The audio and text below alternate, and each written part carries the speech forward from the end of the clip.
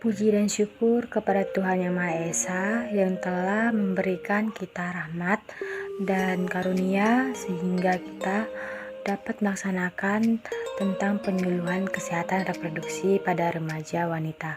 Pertama yang saya hormati Ibu Maria selaku dosen mata kuliah dan teman-teman yang berbahagia. Pada hari ini, hari Jumat 17 September 2021, kita akan menyaksikan penyuluhan tentang reproduksi remaja wanita yang akan disampaikan oleh pembawa materi kita.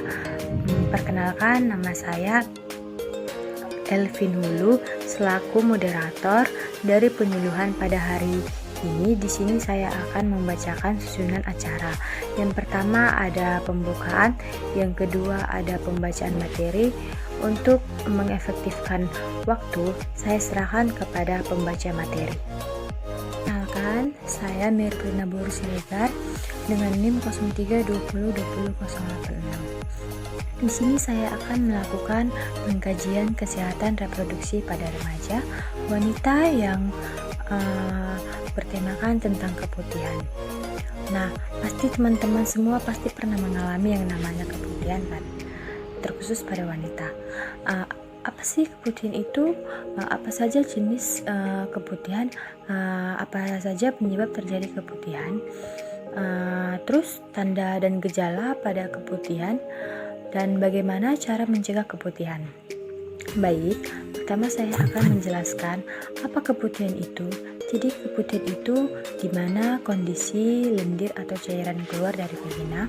Kemudian keputihan merupakan cara alami tubuh untuk menjaga kebersihan dan kelembapan organ kewanitaan.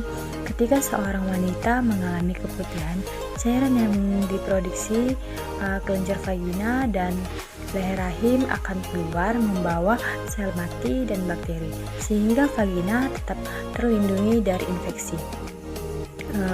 Dan apa aja sih jenis-jenis keputihan itu?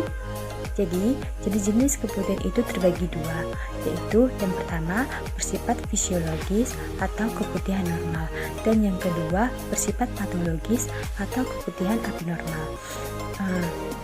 Nah, apa aja penyebab terjadinya keputihan? Jadi, keputihan normal itu biasanya terjadi akibat adanya perubahan hormon yang dialami seorang wanita, seperti siklus haid. Nah, selain perubahan hormon, keputihan juga terjadi saat wanita mendapatkan hasrat seksual dan ketika stres. Dan yang kedua, wanita yang mengalami keputihan abnormal ini disebabkan karena adanya infeksi dari jamur, bakteri ataupun parasit. Tanda dan gejala pada keputihan yaitu yang normalnya yang pertama berwarna putih, yang kedua tidak mengeluarkan bau, yang ketiga meninggalkan bercak kuningan di celana dalam, yang keempat spektrum keputihan dapat berubah tergantung siklus menstruasinya. Ada juga tanda dan gejala pada keputihan abnormal, yaitu yang pertama cairan keputihan berbeda warna, yang kedua bau, yang ketiga cairan keputihan keluar lebih banyak dan biasanya yang keempat gatal pada area kewanitaan, yang kelima nyeri di bagian pinggul ketika buang air kecil. Nah, yang terakhir, bagaimana sih cara mengatasi keputihan? Jadi yang pertama, bersihkan vagina dengan sabun dengan air hangat, lakukan setelah buang air kecil dan buang air besar, kemudian keringkan. Cara ini dilakukan untuk mencegah bakteri masuk ke dalam vagina.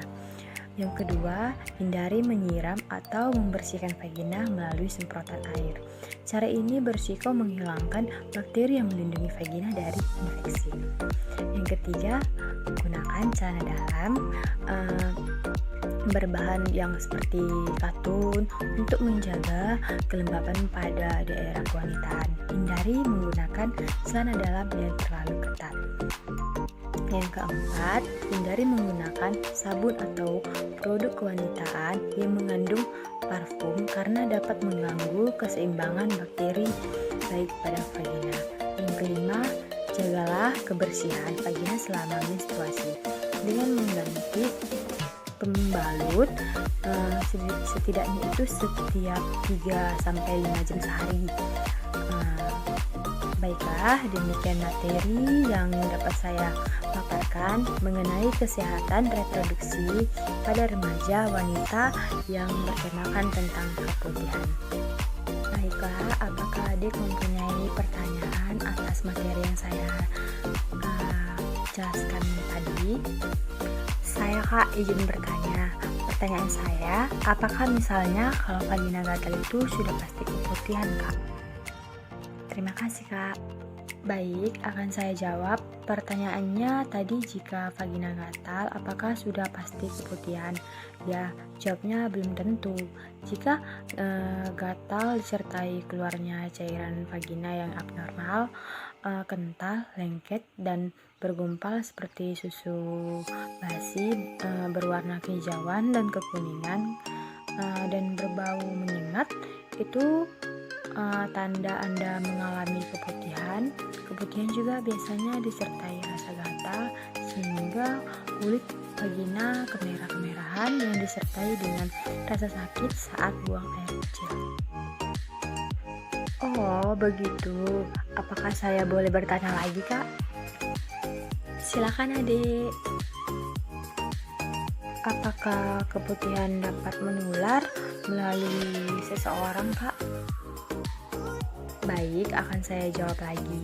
Jadi, keputihan itu dapat menular jika kita melakukan hubungan seks terhadap lawan jenis, dan keputihan juga dapat menular jika menggunakan celana dalam secara bergantian, apalagi jika celana dalam tersebut tidak dicuci dengan bersih sehingga dapat meningkatkan risiko tertular. Baik, terima kasih Kak, saya sudah paham.